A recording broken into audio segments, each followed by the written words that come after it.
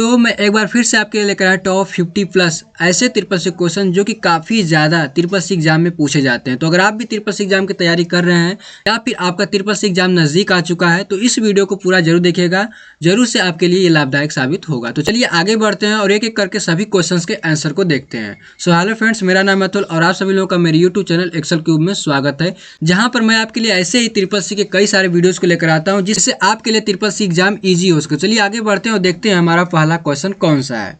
तो यहाँ पर हमारा पहला क्वेश्चन है, लिनक्स ऑपरेटिंग सिस्टम किसे मैनेज करता है। तो यहाँ पर हमारे सामने 4 ऑप्शन दिया गया जिसमें मेमोरी, प्रोसेसर, आईओ डिवाइस और उपरोक्त सभी। तो देखिए यहाँ पर कोई भी ऑपरेटिंग सिस्टम होता है जैसे लिनक्स हो गया, डॉस हो गया और यहाँ पे और भी कई सा एंड्रॉयड हो गया और भी कई सारे मार्केट में ऑपरेटिंग सिस्टम मौजूद है। वो सभी कंप्यूटर या फिर किसी भी डिवाइस के हर एक पार्ट्स को मैनेज करते हैं। तो यहाँ पर कंप्यूटर के अंदर आपको मेमोरी भी देखने को मिलती है और प्रोसेसर भी देखने को मिलता है, इन दोनों को मैनेज करता ही है। आईओ डिवाइस तो इसको भी मैनेज करता है। तो यहाँ पे हमारा जो राइट आंसर हो जाएगा उपरोक्त सभी। तो यानी कि ऑपरेटिंग सिस्टम जो है वो कंप्यूटर के हर एक पार्ट को यहाँ पर मैनेज करता है। तो इसमें हमारा सभी जो है वो कंप्यूटर का एक अभिन्न अंग है, तो उन सभी को यहाँ पर मैनेज करता है। अब चलते हैं नेक्स्ट क्वेश्चन की तरफ। तो हमारा नेक्स्ट क्वेश्चन है, कंप्यूटर का नियंत्रण भाग कौन सा है। अब इसमें से जो है कंप्यूटर का ऐसा कौन सा भाग है जो कि नियंत्रण करता है कंप्यूटर को। तो देखिए प्रिंटर तो कंप्यूटर को नियंत्रण करता नहीं है, न ही कीबोर्ड करता है, तो हमारा गलत हो जाएगा, कीबोर्ड भी गलत हो जाएगा। सीपीयू, देखिए सीपीयू जो ऐसा डिवाइस है जो कि कंप्यूटर के हर एक भाग को नियंत्रण करता है। ठीक है, कंप्यूटर यहाँ पर लिखा भी है कंप्यूटर का नियंत्रण भाग कौन सा है। तो यहाँ पे हमारा जो राइट आंसर हो जाएगा सीपीयू हो जाएगा, ना इसमें वीडियो भी नहीं होगा। ठीक है जी, देन हम लोग आगे बढ़ते हैं। इसका उपयोग करके हम टेक्स्ट में मूव कर सकते हैं। अब इसमें से 4 ऑप्शन दिया गया है, इसमें से कौन सा ऐसा है जिसका यूज करके हम टेक्स्ट को मूव कर सकते हैं। तो सीपीयू का यूज करके तो हम लोग टेक्स्ट को किसी को मूव करेंगे नहीं, तो हमारा ये गलत हो जाएगा। माउस, इससे हम कर सकते हैं, प्रिंटर से नहीं कर पाएंगे। नहीं मॉनिटर से, मॉनिटर में हम लोग देख सकते हैं लेकिन कर नहीं सकते, तो हमारा राइट आंसर हो जाएगा माउस। आगे बढ़ेंगे, ऑपरेटिंग सिस्टम का कार्य है। अब देखिए सेम वही क्वेश्चन आ गया, तो इसमें भी हो गया कि ऑपरेटिंग सिस्टम का क्या कार्य है। तो इसमें लिखा है पेरिफेरल डिवाइस तक पहुंचने को कंट्रोल करना, देन उसके बाद मेमोरी का प्रबंधन करना, इनमें से कोई नहीं, और मौलिक स्तर पर कंप्यूटर को कंट्रोल करना। तो यहाँ पर देखिए ये वाला जो है वो राइट आंसर हो जाएगा, क्योंकि कंप्यूटर के सभी जो यहाँ पे कार्य होते हैं उनको हमारा कंट्रोल करने का ऑपरेटिंग सिस्टम ही करता है। ठीक है, अब ऑपरेटिंग सिस्टम में भी ज़्यादा डिटेल में जाएंगे या फिर वो अभी मैंने आपको पिछले क्वेश्चन में बताया कि कंट्रोल भाग। तो यहाँ पे जो सीपीयू होता है वो कंप्यूटर के हर एक कार्य को कंट्रोल करता है, उसमें भी हमारा यहाँ पे ऑपरेटिंग सिस्टम होता है। ऑपरेटिंग सिस्टम अगर नहीं होगा तो आप वहाँ पे कुछ भी नहीं कर सकते हैं। तो ऑपरेटिंग सिस्टम जरूरी है, उसके बिना आप कुछ भी नहीं कंप्यूटर पे किसी मोबाइल में नहीं कर सकते हैं। आगे बढ़ेंगे, लिखा है निम्नलिखित में से कौन एक फाइल कंप्रेस प्रोग्राम है। यहाँ पर हमारा जो हो जाएगा बिनजिप हो जाएगा।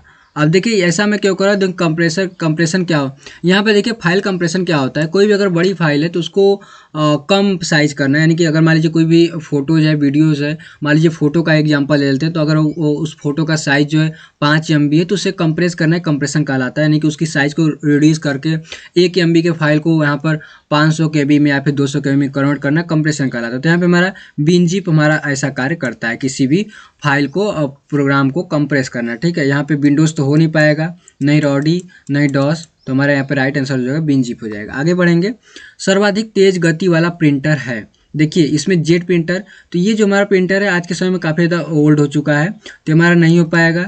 थर्मल प्रिंटर ये भी नहीं, ये तो बहुत पुराना प्रिंटर है। लेजर प्रिंटर, देखिए ये आज के समय में काफ़ी ज़्यादा प्रिंटर यूज होता है, लेजर प्रिंटर, तो हमारा ये राइट आंसर है। और यही एक ऐसा प्रिंटर जो कि सबसे तेज़ गति से कार्य करता है। डेजी व्हील प्रिंटर, ये सभी प्रिंटर्स ऐसे हैं जो कि बहुत पहले यूज होते थे लेकिन अब यूज नहीं होते। आज के समय में सबसे ज़्यादा प्रिंटर यूज होने वाला लेजर प्रिंटर। ठीक है जी, तो आपको एक और क्वेश्चन आ गया। देन आगे बढ़ते हैं, कंप्यूटर की भाषा में 1 मेगाबाइट में कितने बाइट होते हैं। देखिए 1 मेगाबाइट यानी कि 1 MB में कितने बाइट होते हैं। तो यहाँ पर अगर आप कैलकुलेट करेंगे तो यहाँ पे 1 MB में 1024 KB होता है। अब 1 KB में आपको पता है कितना बाइट होता है, तो उसी के हिसाब से आप यहाँ पर कैलकुलेट कर लेंगे और आपको यहाँ पता चलेगा कि यहाँ पर राइट आंसर जो आएगा 10,48,576, ये आपका राइट आंसर आ जाएगा। और हाँ, एक्सेल में भी लगभग इतने ही रोज होते हैं, 10,48,576। आगे बढ़ेंगे, निम्नलिखित कथनों में से असत्य कथन कौन सा है। अब यहाँ पे 4 ऑप्शन दिया गया है। CRT मॉनिटर सबसे अधिक पतला मॉनिटर होता है। डॉट मैट्रिक्स सर्वाधिक गति वाला कंप्यूटर है। और कैश मेमोरी मुख्य मेमोरी से धीमी है। बार कोड रीडर एक इनपुट उपकरण है। तो देखिए डॉट मैट्रिक्स अब इसके बारे में पता होगा क्या है, तो डॉट मैट्रिक्स सर्वाधिक गति वाला कंप्यूटर है, यही हमारा यहाँ पे असत्य है। बाकी जो हमारा सत्य है तो हमारा यही जो हमारा है राइट आंसर हो जाएगा। आगे बढ़ेंगे। फाइल के नाम के दो भाग होते हैं, तो यहाँ पे फोल्डर नेम दिया गया है, एक्सटेंशन, फाइल नेम और बी और सी। अब देखिए बी और सी में क्या दिया है, एक्सटेंशन और फाइल नेम। तो जब भी जैसे मान लीजिए आपने ABC नाम से एक कोई इमेज बनाया है, तो उसके बाद आपको डॉट करके JPG हो गया और या फिर PNG हो गया, कुछ इस प्रकार से लिखा रहता है, तो आपका एक्सटेंशन ये हो गया और ये आपका फाइल नेम हो गया, तो दोनों साथ में रहता है। ठीक है, आपका यहाँ पे फोल्डर नेम नहीं रहता है, तो यहाँ पे जो राइट आंसर हो जाएगा B और C, ये आपका राइट आंसर, फोल्डर आपका नहीं रहेगा। ठीक है जी, तो हमारा यहाँ पे राइट आंसर हो जाएगा D नंबर। आगे बढ़ेंगे। यहाँ पे लिखा है एप्लीकेशन विंडोज में टाइटल बार के ठीक नीचे कौन सा बार होता है। यानी कि अगर आप कोई किसी भी एप्लीकेशन पे यहाँ पे कार्य कर रहे हैं, जैसे मान लीजिए MS Excel, MS Word किसी पे कार्य करें, तो वहाँ पर टाइटल बार के ठीक नीचे आपको टाइटल बार दिखाई देता है, सबसे ऊपर होता है, उसके ठीक नीचे कौन सा बार होता है। तो यहाँ पे देखिए मेनू बार हो गया, स्क्रॉल बार हो गया और उसके बाद यहाँ पे रूलर बार हो गया, उपरोक्त में से कोई नहीं। तो यहाँ पे जैसे टाइटल बार के नीचे देखेंगे वहाँ पे आपको मेनू बार दिखाई देता है, तो आपका यहाँ पे राइट आंसर मेनू बार हो जाएगा। आगे बढ़ेंगे। लिखा है निम्नलिखित उपकरणों में से कौन सा उपकरण तेजी से कंप्यूटर गेम्स को खेलने में उपयोग किया जाता है। तो ये तो सबको पता है, जॉयस्टिक। ठीक है, यही एक ऐसा है जिससे की मदद से आप लोग यहाँ पे गेम खेल सकते हैं, तो ये तो सबको लगभग पता होगा। आगे बढ़ेंगे। F12 फंक्शन की का उपयोग हम लोग किस लिए करते हैं, सेव करने के लिए, सेव एज और यहाँ पे शट डाउन और फुल स्क्रीन। तो हम लोग यहाँ पर F12 फंक्शन का यूज सेव एज करने के लिए करते हैं, यानी कि कोई फाइल पहले से सेव है और उससे हम लोग किसी और नाम से या फिर कहीं और पर हम लोग वहाँ से या फिर उसको हम लोग कहीं और सेव करना चाहते हैं, तो यहाँ पे हम लोग सेव एज का यूज करते हैं। तो सिंपली आप F12 प्रेस करेंगे तो आप वहाँ से सेव एज पे जा सकते हैं। आगे बढ़ेंगे। निम्नलिखित में से कौन सा ओपन सोर्स की श्रेणी में नहीं आता है। अब ओपन सोर्स का मतलब क्या होता है ये समझ लीजिए। एक ऐसा सॉफ्टवेयर या फिर कोई भी ऐसा एक प्रोग्राम होता है जिसको सभी को फ्री में दे दिया जाता है कि आप इसको ले सकते हैं, इसमें जो भी चाहिए आप छेड़खानी कर सकते हैं, इसको अपने हिसाब से मॉडिफाई कर सकते हैं। लेकिन कुछ ऐसे भी मार्केट में सॉफ्टवेयर होते हैं जिनमें आप कुछ भी छेड़खानी नहीं कर सकते हैं। अगर आपको छेड़खानी करना है, कुछ भी उसमें चेंजेस करना है, बदलाव करना है, तो उस सॉफ्टवेयर का आपको यहाँ पे खरीदना होगा, उसके बाद ही आप उसमें कुछ भी चीज़ें कर सकते हैं। तो यहाँ पर लिखा है ओपन ऑफिस और लिनक्स, उबंटू, विंडोज। यहाँ पे आपके सामने 4 ऑप्शन दिया गया है। तो यहाँ पर देखिए जो विंडोज सॉफ्टवेयर है ये सभी के लिए यहाँ पे फ्री में उपलब्ध होता है। अब विंडोज सॉफ्टवेयर ऐसा मैं क्यों कर रहा हूँ, क्योंकि देखिए विंडोज जो सॉफ्टवेयर होता है ये आपको विंडोज के लैपटॉप में देखने को मिलता है, लेकिन आप इसको देखेंगे कि जबकि आप इसको और भी कई लैपटॉप्स में देख सकते हैं, जैसे डेल हो गया, एसर हो गया, और भी कई सारे मार्केट में लैपटॉप हैं, आप लगभग में सभी में विंडोज़ का सॉफ्टवेयर देख सकते हैं। लेकिन वहीं एक iOS सॉफ्टवेयर भी होता है जो कि आपको मैकबुक के अंदर देखने को मिलता है, उसको आप किसी अन्य लैपटॉप में नहीं देख सकते हैं, केवल वो यहाँ पे मैकबुक में ही देखने को मिलता है। ठीक है जी, आगे बढ़ते हैं। हमारा विंडोज़ अपडेट के लिए कौन सा टूल उपयोग करते हैं। हम लोग जो है विंडोज़ अपडेट के लिए हम लोग जो है इन 4 ऑप्शन में विंडोज़ को अपडेट करने के लिए कौन सा टूल यूज करते हैं। तो यहाँ पे देखिए Windows restart, Windows log of, Windows update और सिस्टम टूल्स। यहाँ पर आपके सामने 4 ऑप्शन दिया गया है। तो यहाँ पर सेम वही दिया गया है, विंडोज़ अपडेट के लिए हम लोग कौन सा टूल यूज करते हैं, तो हम लोग यहाँ पे विंडोज़ अपडेट का ही यूज करेंगे, क्योंकि विंडोज़ को हमें अपडेट करना है। रिस्टार्ट करेंगे तो वही फिर से बंद होगा, फिर चालू हो जाएगा, लॉग ऑफ कर देंगे तो बंद हो जाएगा, और सिस्टम टूल आपको देखने को नहीं मिलेगा। तो आप लोग विंडोज़ अपडेट टूल का यूज करके विंडोज़ सॉफ्टवेयर को अपडेट कर सकते हैं। आगे बढ़ेंगे। लिखा है मल्टी यूजर ऑपरेटिंग सिस्टम है, यानी कि मल्टी यूजर का मतलब क्या होगा, एक ही सॉफ्टवेयर के ऊपर कई लोग यहाँ पर बैठकर कार्य कर सकते हैं। अब सॉफ्टवेयर के ऊपर नहीं बैठेंगे, बगल में बैठ के सॉफ्टवेयर पर एक ही साथ कई सारे कार्य कर सकते हैं। ठीक है जी, मल्टी यूजर का मतलब एक साथ कई यूजर। तो यहाँ पे देखिए लिखा है उबंटू, MS DOS और कमांड प्रॉम्प्ट, उपरोक्त में से कोई नहीं। इसमें से आपका हो जाएगा उबंटू।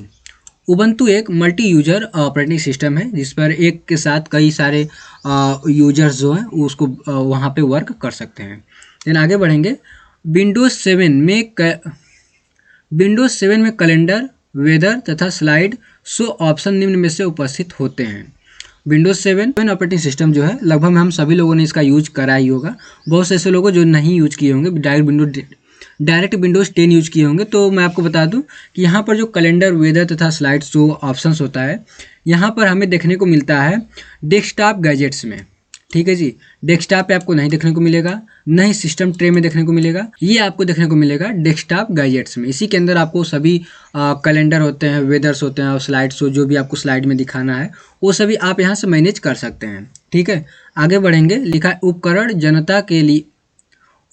जनता के समझने के जैसे कंप्यूटरों द्वारा संसाधन करने लायक रूपों में परिवर्तित करते हैं। देखिए इसमें पूछ क्या रहा है, उपकरण जैसे कोई भी उपकरण है उसको जनता को समझने लायक बनाने के लिए क्या यूज किया जाता है। तो यहाँ पे देखिए लिखा है इनपुट आउटपुट ए बी दोनों। तो कभी भी आप कोई जैसे मोबाइल हो गया, कोई आप फिर लैपटॉप हो गया, कंप्यूटर हो गया, तो उसको जो है यहाँ पर सबसे पहले कोई भी इंस्ट्रक्शन देंगे तो यहाँ पे इनपुट हो गया और आपको रिजल्ट देगा तो आउटपुट हो गया। तो ए बी दोनों यानी कि दोनों कार्य करता है। ठीक है, आगे बढ़ेंगे। किसी फीचर को ऑन या ऑफ करने वाली जैसे कैप्स लॉक जैसा कि कीबोर्ड के कीज को क्या कहा जाता है। यानी कीबोर्ड के की में आप देखिए होता है वो आपको कीबोर्ड में देखने को मिलता है। अब उस की को क्या कहते हैं, यहाँ पे लिखा है फंक्शन की। फंक्शन की तो हम लोग कहते नहीं है। फंक्शन की F1 से F12 तक होती है, ये हमारा नहीं होता है। कॉम्बिनेशन की ये भी नहीं हमारा होगा। नेविगेशन की ये भी हमारा नहीं होगा। तो हमारा क्या होगा, स्पेशल कीज। तो हमारा राइट आंसर जो हो जाएगा वो स्पेशल कीज हो जाएगा। आगे बढ़ेंगे। स्टार्ट मेनू के लिए कौन सी शॉर्टकट की का उपयोग किया जाता है। स्टार्ट मेनू आपको पता ही है। स्टार्ट मेनू के लिए हम लोग यहाँ पर विंडोज़ की का यूज करते हैं। आपको यहाँ पे कोने में दिखाई देता है, तो वहाँ पे विंडोज़ की जैसे प्रेस करेंगे स्टार्ट मेनू ओपन होता है, उसको स्टार्ट मेनू बोलते हैं। आगे बढ़ेंगे। किसी फाइल के तुरंत खोलने के लिए डेस्कटॉप पर उसकी लोकेशन का तैयार करते हैं। फोल्डर है, शॉर्टकट आइकन है, बोथ ए बी दोनों है या फिर उपरोक्त सभी है। तो इसमें से हमारा हो जाएगा शॉर्टकट आइकन। ठीक है जी। तो आगे बढ़ेंगे 21 नंबर क्वेश्चन की तरफ। लिब्रे ऑफिस में F5 का क्या कार्य होता है। अब लिब्रे ऑफिस में कई सारे होते हैं, जैसे कैल्क हो गया, राइटर हो गया, इम्प्रेस हो गया। इन सभी में हमारा F5 का क्या कार्य होता है। तो यहाँ पे लिखा है shut down, refresh, stand by और यहाँ पे साइड बार। तो इसमें से हमारा राइट आंसर हो जाएगा साइड बार, जो कि यहाँ पे लिब्रे ऑफिस में जैसे तीनों होते हैं, राइटर, कैल्क और इम्प्रेस, उन सभी तीनों में यहाँ पर F5 का कार्य क्या होता है, साइड बार का कार्य होता है। आगे बढ़ेंगे। डॉस में फोल्डर को क्या कहा जाता है। डायरेक्टरी कहा जाता है। डायरेक्टरी फाइल नहीं बोला जाएगा क्योंकि फोल्डर को तो फाइल बोल ही नहीं सकते हैं। सब फोल्डर भी नहीं बोल सकते हैं। तो यहाँ पे ऊपर तो सभी, तो तुम्हारा गलत हो जाएगा। तो हमारा राइट आंसर हो जाएगा यहाँ पे डायरेक्टरी। आगे बढ़ेंगे। एक कंटेनर जैसा है, उसमें आप फाइल्स को स्टोर कर सकते हैं। अब उसको क्या कहते हैं, यहाँ पे आइकन कहते हैं, डेस्कटॉप कहते हैं, फोल्डर कहते हैं, फाइल कहते हैं। तो यहाँ पर हम लोग क्या कहेंगे उसको, फोल्डर। अब फोल्डर क्यों कहेंगे, इसमें लिखा है एक कंटेनर जैसा है उसमें जिसमें आप फाइल्स को स्टोर कर सकते हैं। तो फाइल को स्टोर करने के लिए हम लोग यहाँ पे फोल्डर का यूज करते हैं, क्योंकि फोल्डर के अंदर फोल्डर होता है, लेकिन फाइल के अंदर यहाँ पे फोल्डर नहीं होता है। तो अगर आपको मल्टीपल फाइल है उनको एक जगह स्टोर करके रखना है तो आपको फोल्डर यूज करना होगा। तो यहाँ पे राइट आंसर जो हो जाएगा हमारा फोल्डर। आगे बढ़ेंगे। विंडोज 7 के उपयोग को जानने और कठिन सूचना को प्राप्त करने में मदद तथा अन्य कार्यों के लिए पर क्लिक करें। अब यहाँ पे एक स्पेस दिया गया, किस पर क्लिक करते हैं, सर्च पर, विंडोज पर, स्टार्ट और हेल्प एंड सपोर्ट पर। आप लोग यहाँ पर किस पर करते हैं, तो यहाँ पर हम लोग किस पर करेंगे, हेल्प एंड सपोर्ट, क्योंकि हमें विंडोज 7 को यूज करने के लिए तो कुछ चाहिए, यानी किसी समय मदद चाहिए। हम लोग यहाँ पे हेल्प एंड सपोर्ट पर जाएंगे तो वहाँ पे हमें हेल्प मिल सकती है। किसी प्रकार की अगर हमें हेल्प चाहिए तो हम लोग वहाँ से हेल्प ले सकते हैं। नेक्स्ट क्वेश्चन की तरफ बढ़ेंगे। तो यहाँ पर मैं देखा विंडोज ऑपरेटिंग सिस्टम के स्क्रीन सेवर क्या है। अब देखिए इसमें आपको कई सारे ऑप्शन देखने को मिलते हैं, जैसे विभिन्न प्रकार के अवांछित सॉफ्टवेयर से कंप्यूटर की सुरक्षा में मदद करता है। तो हमारा यहाँ पे देखिए जो राइट आंसर होगा, एक प्रोग्राम है जो कंप्यूटर पर इस इमेज, एनिमेशन तथा कुछ समय तक कोई इनपुट न मिलने पर ब्लैक स्क्रीन दिखाता है, यही हमारा स्क्रीन सेवर है। स्क्रीन सेवर जैसे आप ऑन कर देते हैं तो कुछ टाइम बाद वो जो होता है वो बंद हो जाता है। जैसे आपने कोई यूज नहीं करा, कुछ भी आपने एक्टिविटी नहीं करा, तो वहाँ पे कुछ टाइम के बाद स्लीप मोड में चला जाता है। हालांकि कंप्यूटर आपका बंद नहीं होता है, ना सिस्टम बंद नहीं होता है, बस आपका स्लीप मोड में चला जाता है, जिसको स्क्रीन सेवर बोलते हैं। ठीक है जी, जिससे आपकी जो बैटरी होती है वो खपत नहीं होगी ज़्यादा, तो इसके लिए स्क्रीन सेवर यूज किया जाता है। आगे चलते हैं हम लोग। यहाँ पर प्रत्येक चापनुमा खंड में विभक्त होता है, वो कहलाता है, क्या कहलाता है, sector track, track sector, ring track, उपरोक्त में से कोई नहीं। तो हमारा यहाँ पे राइट आंसर होगा ट्रैक सेक्टर। आगे बढ़ेंगे। विंडोज 7 के एसेसरीज में कौन सा विकल्प नहीं होता है। यहाँ पर देखिए विंडोज 7 में कौन सा ऐसा विकल्प है जो कि आपको एसेसरीज में देखने को नहीं मिलता है। तो हमारा यहाँ पे स्नाइपिंग टूल, ये तो हमें देखने को मिलता है। रन, ये भी देखने को मिलता है, और कैलकुलेटर, ये भी देखने को मिलता है। इंटरनेट एक्सप्लोरर, ये आपको विंडोज 7 के एसेसरीज में देखने को नहीं मिलता है। तो हमारा ये हो जाएगा राइट आंसर। आगे बढ़ेंगे। लिखा है विंडोज 7 इनमें से किस फाइल फॉर्मेट को सपोर्ट करता है। अब देखिए इसमें से दिया गया है इसमें से किस फाइल को सपोर्ट करता है, तो हमारा इसमें से हो जाएगा NTFS। ठीक है, ये सब हमारा गलत हो जाएगा। ठीक है, हमारा राइट आंसर हो जाएगा NTFS। इनमें से कौन सिस्टम सॉफ्टवेयर नहीं है? तो ये बहुत इजी क्वेश्चन है, इसका जवाब आप जरूर कमेंट बॉक्स में दीजिएगा क्या होगा। तो यहाँ पे देखिए पेंट ये हमारा सिस्टम सॉफ्टवेयर है, वर्डपैड ये भी हमारा सिस्टम सॉफ्टवेयर है, नोटपैड ये भी हमारा सिस्टम सॉफ्टवेयर है। देखिए ये तो एप्लीकेशन होता है, लेकिन मैं इसको सिस्टम सॉफ्टवेयर क्यों बोल रहा हूँ, आप यहाँ पर विंडोज को अपने सिस्टम के अंदर इंस्टॉल करते हैं तो यहाँ पे आपको पेंट, वर्डपैड, नोटपैड ये बाय डिफ़ॉल्ट मिलता है। तो जो भी आपको बाय डिफ़ॉल्ट मिलता है और जिसको आप यहाँ पे रिमूव नहीं कर सकते हैं वो सिस्टम सॉफ्टवेयर के अंतर्गत आता है। और जिस एप्लीकेशन को आप रिमूव कर सकते हैं और डिलीट कर सकते हैं, बाद में इंस्टॉल कर सकते हैं अलग से, उसको हम लोग यहाँ पे एप्लीकेशन सॉफ्टवेयर कहते हैं। तो यहाँ हमारा हो जाएगा लिब्रे ऑफिस। इसे हम लोग चाहें तो बाद में डिलीट भी कर सकते हैं, इंस्टॉल भी कर सकते हैं अलग से। इसमें राइट आंसर हो जाएगा लिब्रे ऑफिस, डी नंबर। आगे बढ़ेंगे, लिखा है डीवीडी का विस्तार रूप क्या है? डीवीडी ये तो और भी इजी है। डिजिटल वीडियो डिस्क ये हमारा है, डिजिटल वर्जिटाइल डिस्क ये भी हमारा है, डिजिटल वीडियो डिफिनेशन ये हमारा नहीं है। तो हमारा ए बी दोनों यानी ये हमारा राइट आंसर हो जाएगा। आगे बढ़ेंगे, माइक्रो प्रोसेसर के मुख्य भाग हैं, इनमें से microprocessor control unit, arithmetic logic unit, A और बी दोनों। तो देखिए कंट्रोल यूनिट ये राइट आंसर है। तो हमारे यहाँ पे कंट्रोल करता है प्रोसेसर, किसी भी कोई भी प्रोसेसर हो वो डिवाइस के अंदर हर एक कंट्रोल शो करता है। अर्थमेटिक यानी गणनाएं भी करता है, तो हमारा राइट आंसर हो जाएगा। तो हमारा इसमें राइट आंसर होगा ए और बी दोनों। ठीक है जी, आगे बढ़ेंगे, लिखा है सिस्टम डेट व सिस्टम टाइम कंप्यूटर में किसके द्वारा संचालित होते हैं? यानी कि सिस्टम के डेट और सिस्टम के टाइम कंप्यूटर के किसके द्वारा संचालित होते हैं? तो माउस, आंतरिक घड़ी, CPU और ALU। तो हमारे यहाँ पे राइट आंसर हो जाएगा आंतरिक घड़ी, ये हमारा हो जाएगा। और लिखा भी है आंतरिक घड़ी। ठीक है, माउस के द्वारा तो नहीं होगा, नहीं CPU के द्वारा होगा और नहीं ALU, ये तो अर्थमेटिक के लिए यूज किया जाता है। आगे बढ़ेंगे, मेमोरी की गति तीव्र में मंद का सही अनुक्रम है। जैसे आपको कई सारे मेमोरीज के नाम दिए गए हैं, सबसे तीव्र कौन है, उसके बाद और सबसे धीमी कौन है, वो आपको सही क्रम में देखना है। तो हमारा यहाँ पे देखिए लिखा है रजिस्टर्स और cache memory, main memory, hard disk, ये हमारा दिया गया है। तो हमारे यहाँ पे राइट आंसर पहला ही है, क्योंकि सबसे तेज जो मेमोरी होती है उसको हम लोग यहाँ पे रजिस्टर्स मेमोरी कहते हैं। उसके बाद जो थोड़ी स्लो होती है उसको कैश मेमोरी कहते हैं, उससे भी थोड़ी स्लो होती है मेन मेमोरी, और सबसे स्लो जो होती है उसको हार्ड डिस्क कहा जाता है। तो हमारा पहला वाला ही राइट आंसर है। आगे बढ़ेंगे, लिखा है जब बहुत से कार्य कंप्यूटर को दिए जाते हैं और उसका प्रोसेस एक एक करके होता है तो उसे क्या कहा जाता है? तो यहाँ पे 4 ऑप्शन है, time sharing mode, batch processing mode, both A B दोनों, उपरोक्त में से कोई नहीं। तो हमारे यहाँ पे राइट आंसर जो हो जाएगा बैच प्रोसेसिंग मोड। ठीक है जी, आगे बढ़ेंगे, लिखा है डिस्क क्लीनअप टूल यूटिलिटी का क्या यूज है? इसका यूज आपने बहुत बार किया होगा, डिस्क क्लीनअप, तो आपको पता होगा इसका क्या यूज होता है। यहाँ पे जिसमें व्यर्थ फाइल्स होते हैं उनको हटाने के लिए यहाँ पर हम लोग डिस्क क्लीनअप का यूज करते हैं। तो हमारे यहाँ पे राइट आंसर हो जाएगा बी, व्यर्थ की फाइल को अपने कंप्यूटर से हटाने के लिए। आगे बढ़ेंगे, लिखा निम्न में से विंडोज 7 का सिस्टम आइकन नहीं है। देखिए यहाँ पर भी सिस्टम का यूज किया गया है। तो यहाँ पर देखिए रिसाइकल बिन होता है, कंप्यूटर भी होता है, और यहाँ पर MS वर्ड ये नहीं होता है, जबकि हमारा नेटवर्क यहाँ पर होता है। तो यहाँ पर हमारा राइट आंसर हो जाएगा MS वर्ड। अब MS वर्ड क्यों मैं बोल रहा हूँ, क्योंकि देखिए आप विंडोज 7 जब इंस्टॉल करेंगे तो रिसाइकल बिन, कंप्यूटर और नेटवर्क ये सभी इंस्टॉल होते हैं। तो हमारे यहाँ पे सिस्टम के आइकन के अंतर्गत आता है, लेकिन सिस्टम आइकन नहीं है। तो सिस्टम आइकन नहीं है, थोड़ा सा क्वेश्चन को जो है घुमा के आपसे पूछा गया है। तो ये क्या है, MS ऑफिस जो बाद में इंस्टॉल करते हैं, आप कर सकते हैं बाद में इंस्टॉल, और इसको डिलीट भी कर सकते हैं, अनइंस्टॉल भी कर सकते हैं, दोनों कर सकते हैं। आपका यहाँ पर विंडोज 7 या फिर किसी भी OS पर कोई प्रभाव नहीं पड़ेगा। तो आपका यहाँ पर राइट आंसर होगा MS वर्ड।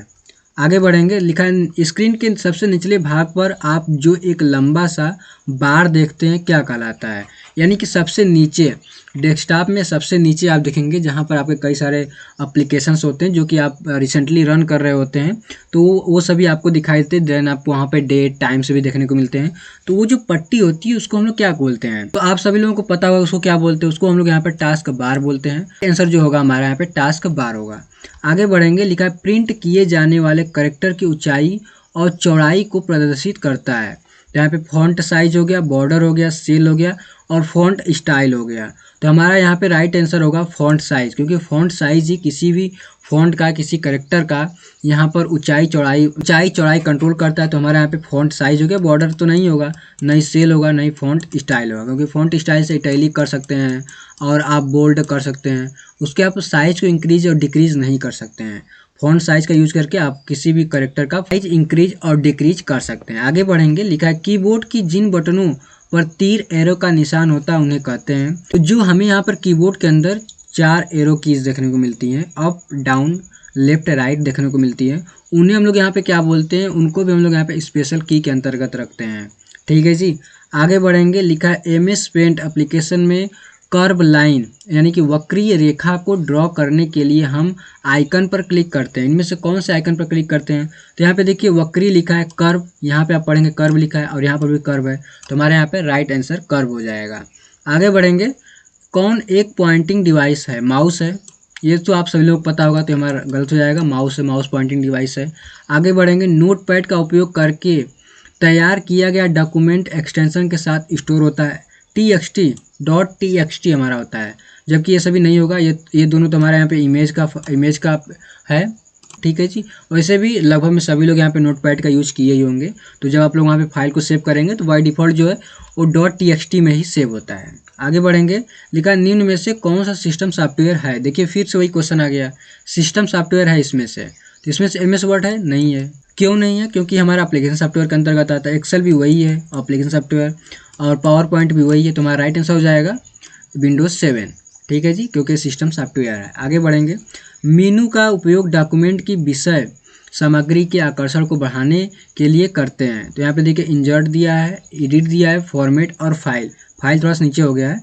ठीक है जी। तो यहाँ पे हमारा राइट आंसर जो हो जाएगा वो हमारा होगा यहाँ पे फॉर्मेट। हमारे यहाँ पे फॉर्मेट राइट आंसर क्यों होगा? क्योंकि किसी भी डॉक्यूमेंट की विशेष सामग्री के आकर्षण को बढ़ाने के लिए, यानी किसी भी डॉक्यूमेंट के या फिर फॉन्ट के ही आकर्षण को बढ़ाना चाहते हैं, यानी कि उसको और स्टाइल देना चाहते हैं, डिजाइन करना चाहते हैं, तो वहाँ पे आप फॉर्मेट का ही यूज करेंगे।